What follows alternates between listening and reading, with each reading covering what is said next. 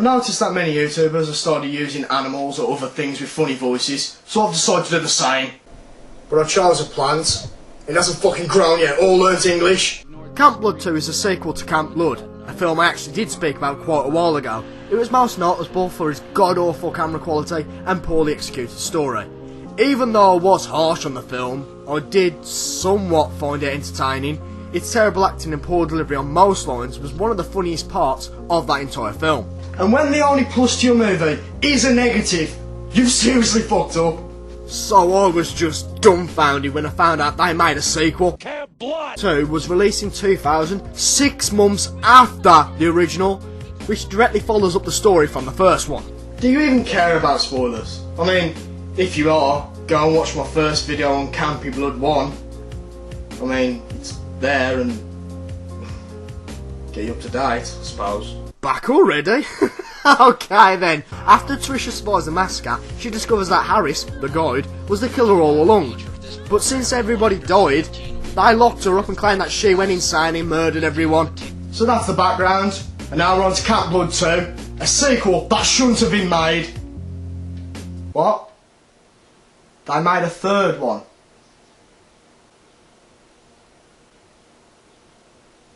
So we start this movie off very similar to the first one. 2 people walking through Camp Blood. Camp Blood! Hey Camp Blood, you actually set your colours right. Here's a sticker.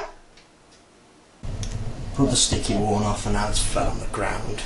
They both sit down to talk, and this chap, whose name doesn't matter, tells the story of the killer clown to his girlfriend.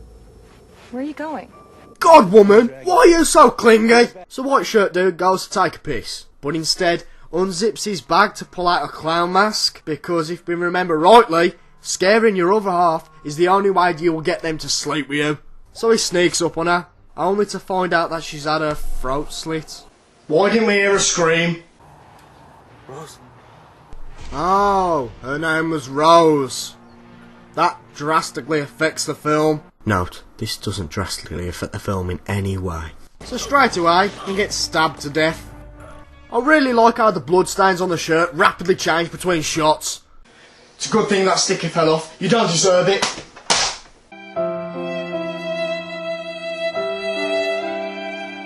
Come on guys, it's just a DVD. Either I'm dying, or that title is burning my retinas as we speak. So now I'm blind. Hey? At least I can begin to start enjoying this film now. Are we inside the killer's head right now? Because I highly doubt the word starring is on the bridge of his nose. Oh shit, the mask is haunted?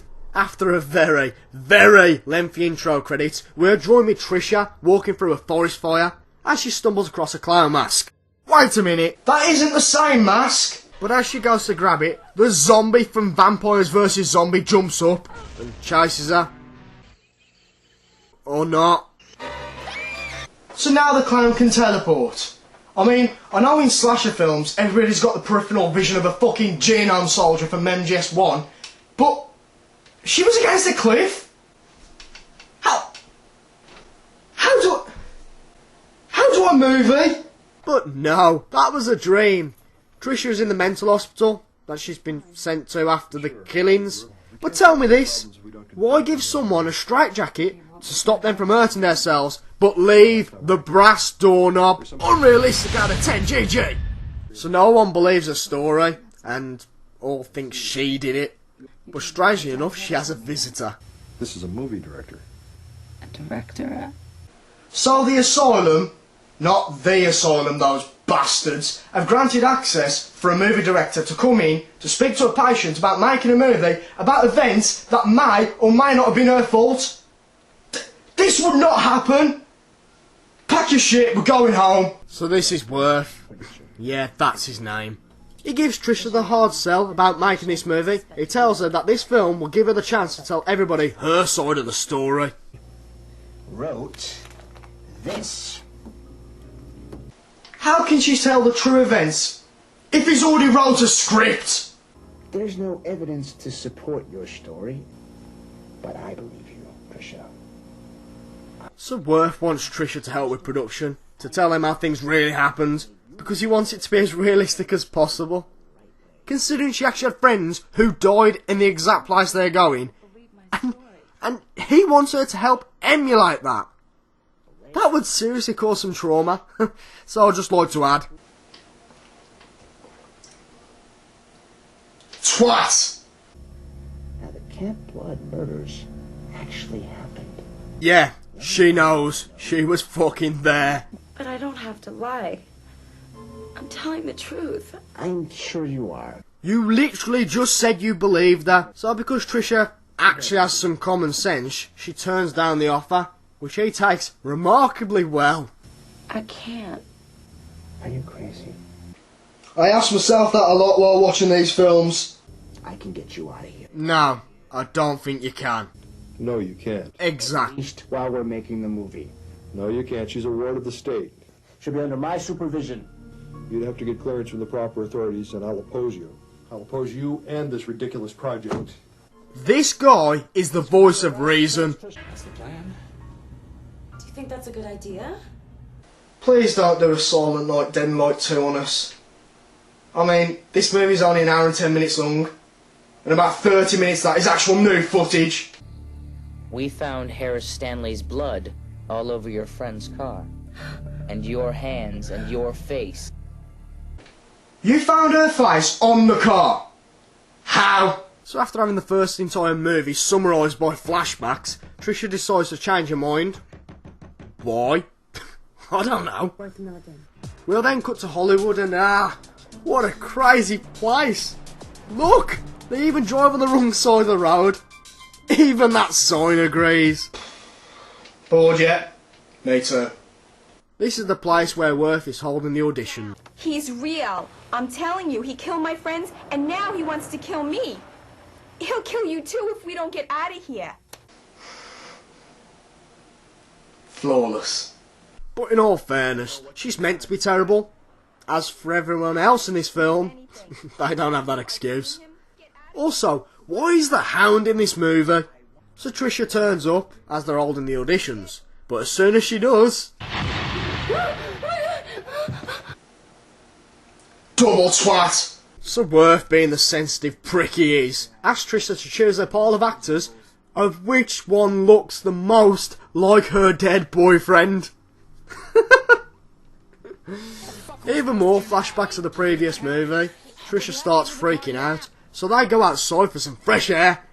She then bumps into this lady called Adrian and bums a cig off her. Thanks. You won't believe me, but this is actually pretty important. And at least gives me an excuse to shout at something later. Meanwhile, back at the auditions... Right. I didn't do anything, I'm telling you. I've seen him, he's real, and he's here. It seems like your vocal cord transplant was completely successful. Too bad the robotic emotionless package is the only one we had left. Feelings. Those feels. So this lady gets the part, but starts getting defensive when Worth talks about a topless scene. But he does say it'll be done in good taste, and not at all gratuitous. Speaking of gratuitous...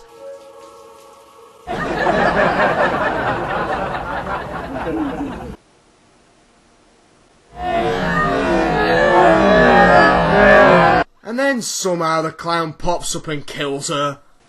Why would the clown kill this lady? She isn't in Camp Blood, nor does she have anything to do with it. All this does is ruin the suspense and let us know that whoever the clown killer is part of the auditions. So fucking stupid.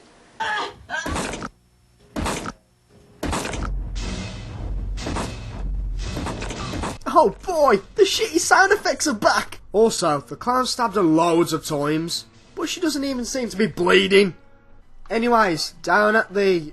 wherever the fuck this place is, the cast are all together, but they are missing one person, the girl who was stabbed last night. So Trisha suggests asking Adrian to fill her place. So now we've got everybody together, we can start killing them off.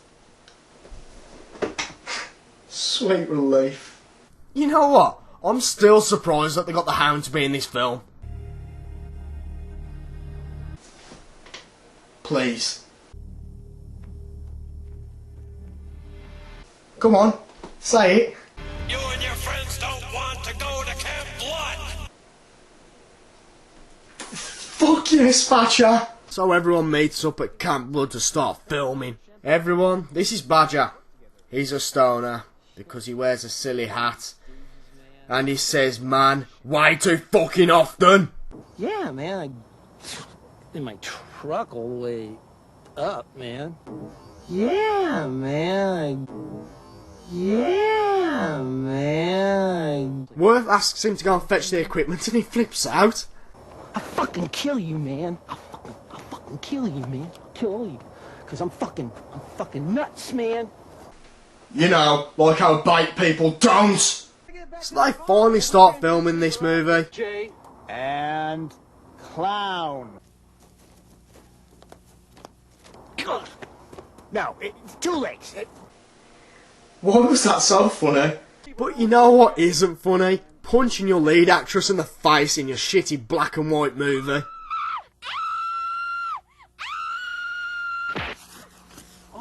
So why the fuck am I laughing?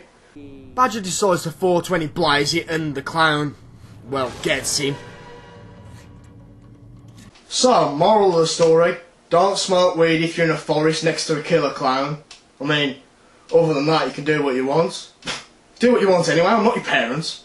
So Trisha takes everyone to the exact same spot she stayed at last time, where everybody was killed.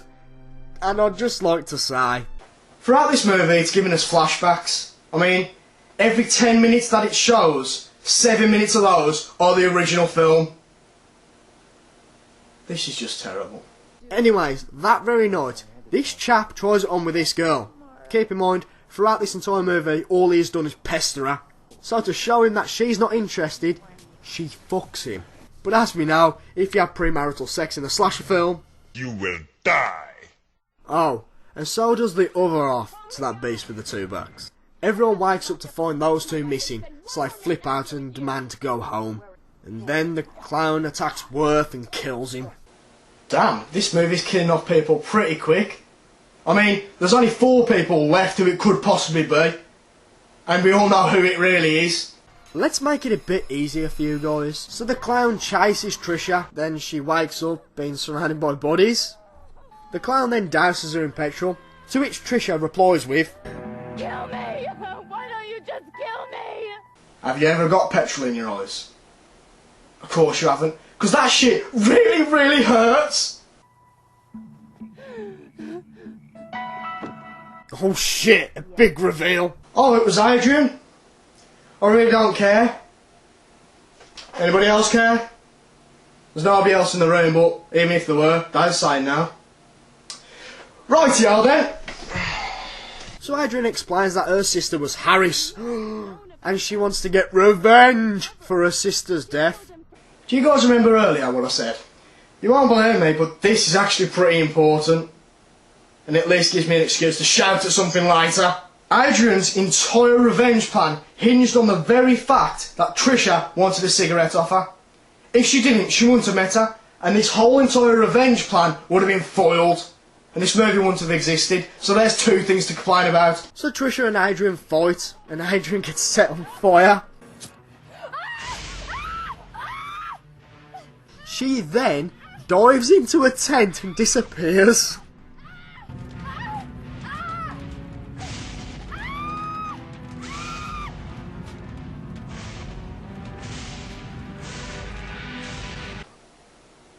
What the fuck?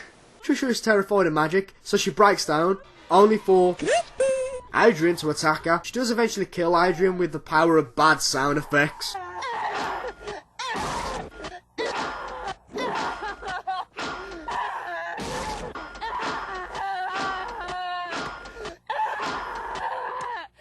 I swear, in the original there was 3 moos, a dog barking, a clap and a boing noise. I decided to change out the last minute to be a bit more serious. And with Adrian's dying moments, she hands the mask to Trisha, and then credits. So, Camp Blood 2.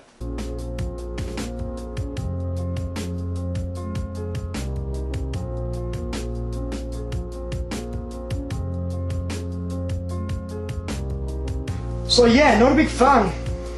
Not at all. Thank you to everyone for recommending this film, by the way. I'm Josh. I don't really have a sign off, so go away.